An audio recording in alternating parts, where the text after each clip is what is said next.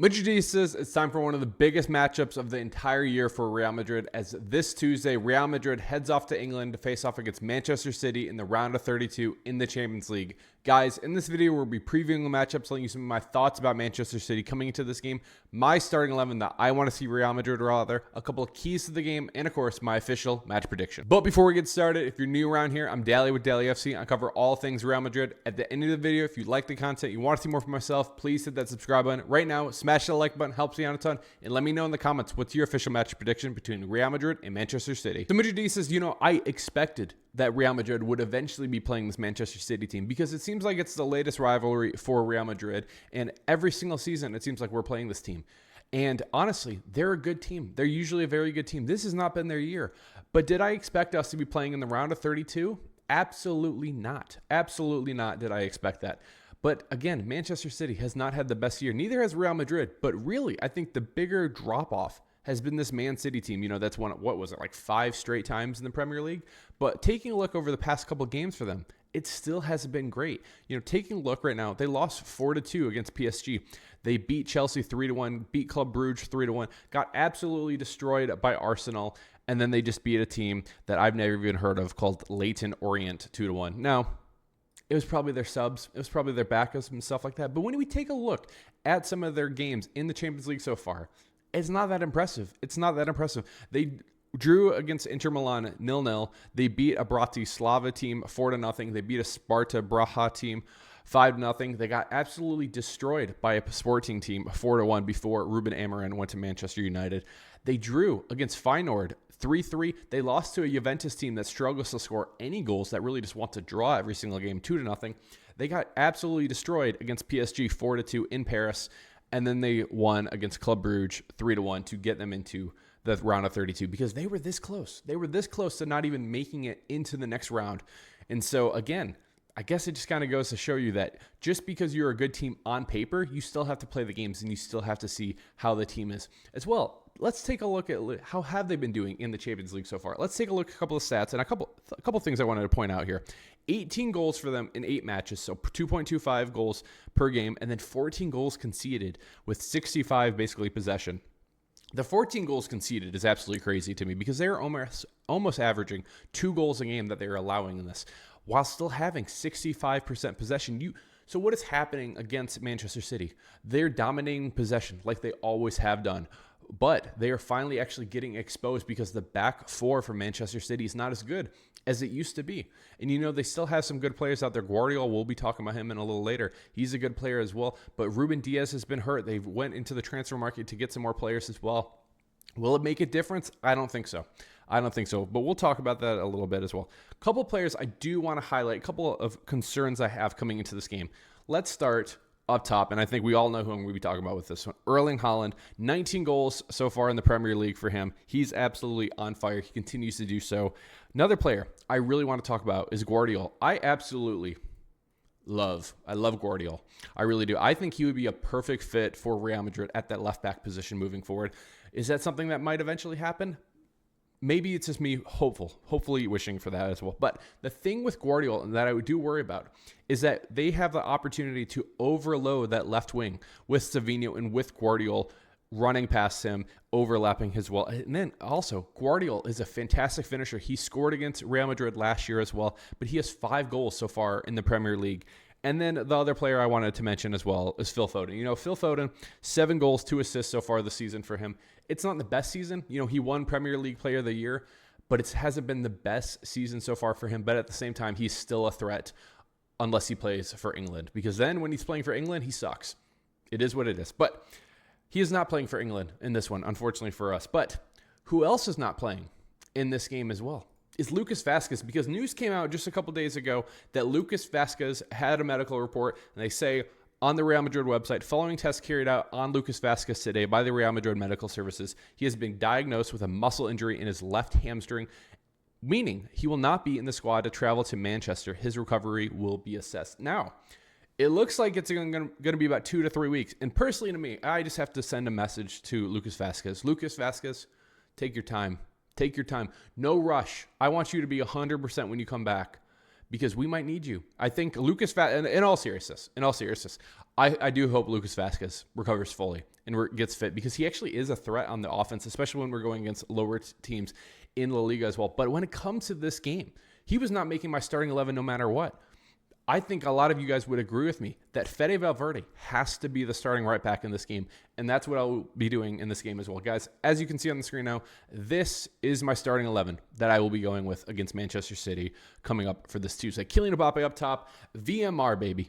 Vinny, Bellingham, and Rodrigo get the start as well. That should be pretty obvious, but this is really where I had difficulties. I said, who should be in that midfield? Ceballos would have surprised me coming into the season. He is a starter for me every single match now. What Ceballos can do is absolutely incredible as well. His defense has surprised me, as well as his ball handling. And whenever we are facing press, he does very well as well. But I was very, very much torn between two players. And I went with my heart and my gut in this one as well. And I'm starting Eduardo Camavinga in this one as well. I was very close to starting Luka Modric. You know, the thing is, last time we actually saw a pairing of Ceballos and Luka Modric was against Salzburg. And that was a good game for us, 5-1. We absolutely destroyed. Rodrigo gets a brace in that one. Kylian Mbappe jumps on the board, and then Vinny gets a brace as well. I'm okay. I'm pretty much almost okay with this entire starting lineup. I'd probably not do Mendy here. But otherwise, again, Rudiger's hurt. But this midfield pairing, they did pretty good. So I'm not opposed to starting Luka Modric in the midfield over Camavinga. Let me know what you guys think, though, in the comments. I'm very curious from you. Who would be in your starting lineup in the midfield as well? I'm going, again, with Camavinga getting the start. I'm not expecting him to play the full 90 minutes in this game. I do think Luka Modric will be playing a role in this game as well. I just don't think at 39 years old that we can be putting Luka Modric out there for 90 minutes or anything like that. So I'm thinking maybe 60 minutes for Camavinga, and then maybe we can see Luka Modric for about 30 later in the game as well. But to finish off starting 11, Fran Garcia gets to start at left back. I believe Carlo Ancelotti will be agreeing with me here. I would be surprised if we saw Ferland Mendy, especially since Fran Garcia got that kind of boost of confidence for getting the start against Atletico Madrid over the weekend as well. So I'm hoping we can see Fran Garcia, because he was very good in the last one. And the same thing goes with Raul Asensio and Tchouaméni. That should be the obvious choice, in my opinion. I don't think it's going to be any different as well. And then Fede Valverde will be getting the start at right back. And, of course, Courtois in the back for Real Madrid in this one. Now, a couple of things that I want to be talking about. A couple of players I wanted to focus on. First player is somebody I think that was kind of a polarizing topic over the weekend as well, and that is Vinny Jr. You know, I was very, very disappointed. I gave you guys my thoughts in the live stream, in the match reaction as well, about Vinny Jr. I was disappointed with his intensity in the last game. And here's, I guess, the thing when I talk about these players and when I do some of my match ratings. I don't know if this is a flawed system. This is kind of how I see it, though. So if you guys disagree with me or agree with me, just let me know in the comments. But I value players who give their all, give all the energy for Real Madrid. That is why I consistently will praise Fede Valverde, Jude Bellingham, Rodrigo, Fran Garcia, and Raul Asensio all the time. Show me you care. Show me you give a shit when it comes to playing for Real Madrid. So many times in that last game, especially in that first half, Vinny seemed uninterested. He just seemed uninterested in the game, and it honestly just annoyed me how uninterested he seemed. I wanted to be seeing Vinny consistently involved as well. And whenever he's not getting the ball, it just seemed like he was walking around too much. And that's really where I have the issue, because I saw what Kylian Mbappe was doing. I saw what Rodrigo was doing. Jude Bellingham, the list goes on and on. It just seemed like Vinny was so disconnected the first 50 minutes. Did it get better in the game? 100%. 100%. When he actually started getting involved after we got that first goal, it looked like we were going to be getting the second goal, and it looked like Vinny was going to be a huge part of it as well. But I need Vinny to be interested in the game and showing effort all the time, not just in bursts, not just bursts, not in just like little spurts and stuff like that. I want it to be seeing it from him all the time as well. So what I want to be seeing from Vinny Jr. in this game, I want him making runs into the box. Even if you don't have the ball, making run into the far post, go get the ball, because a cross might be coming from a Rodrigo. That's how Kylian Mbappe got the goal in the last one. Jude Bellingham was making runs into the box. Kylian Mbappe was making runs, and Vinny was just standing back. Vinny needs to be involved, even if the ball is not there for him in this one as well. I need him to be a constant threat when he does have the ball. Let's be decisive. Let's get some more shots up, and let's get some more passes into the box to Jude Bellingham, to Kylian Mbappe, to a Rodrigo as well. That's what I will need to be seeing from Vinny in this one as well. And In this game, I don't expect us to have the ball a lot of the time. If we can get 40 to 50% possession in this game, I think that's a win for Real Madrid.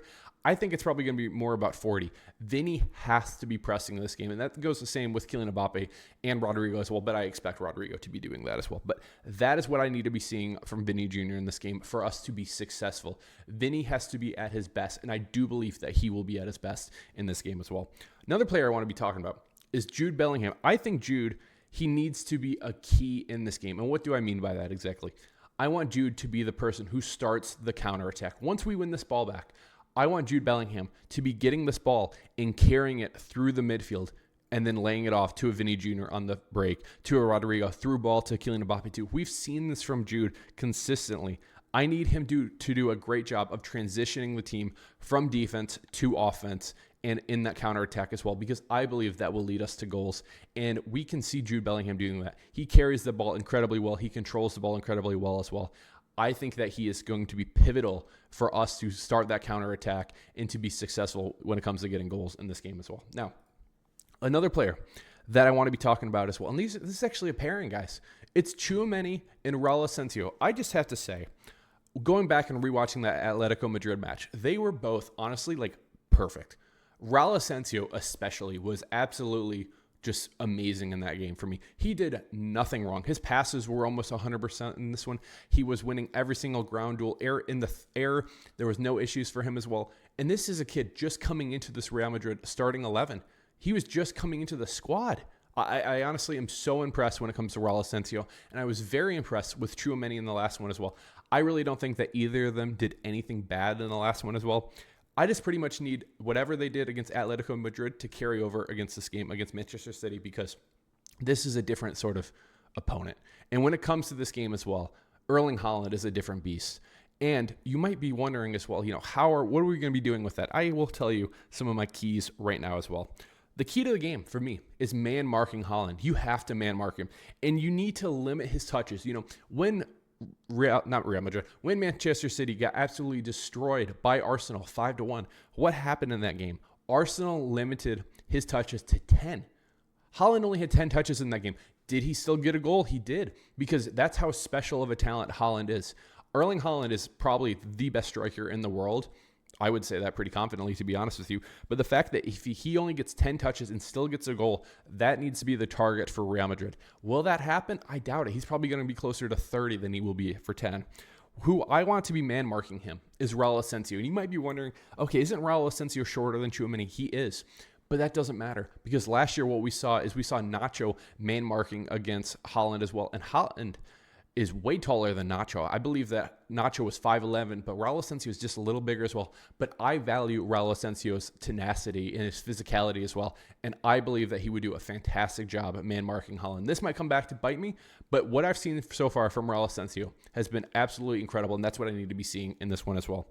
Another thing I need to be seeing from this Real Madrid team to be a key for us in this one: compact defense, long balls for transition to capitalize on opportunities as well.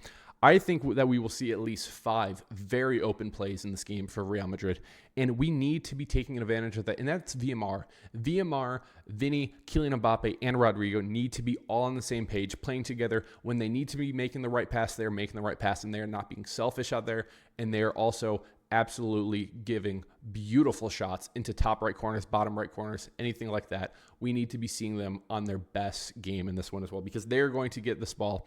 What I think is the best opportunity for them in transition, I think this is where we will absolutely expose Manchester City in this one, and I'm hoping. Now, when it comes to my official match prediction in this one, a couple of things I wanted to be talking about. City is going to have shots. They're going to have multiple opportunities for shots in this game. I will not be surprised at all. And they're probably going to score a couple. I'm not going to lie to you guys here and sugarcoat and think it's going to be an absolute beatdown, because I do think this is a learning game, especially since it's only the game 1 of a 2-game leg for us as well. So I expect that we will be better, though, defensively as well. Having Fede Valverde at that right back position, I don't think we're going to be exposed as much, because Lucas Vazquez isn't out there as well.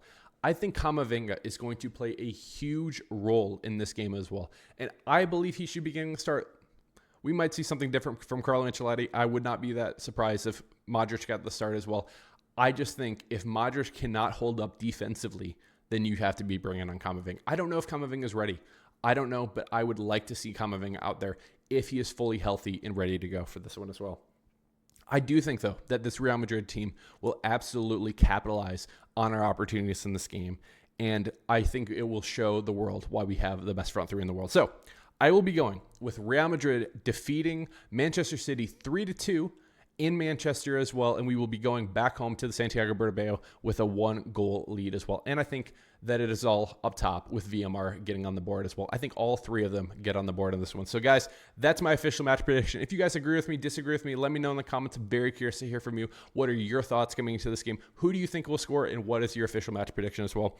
Guys, if you made it to the end of the video, hit that subscribe button, like the video as well. We're so close to 4,000 subscribers. So if you guys want to join me on this journey as well, really appreciate it. And guys, we'll be live right after the game as well. Can't wait to be chatting with you all then. Guys, really quick, shout out to all the members. Thank you all so much for all the support. Very much appreciate it. Guys, from Dallyfc, cheers. All Madrid.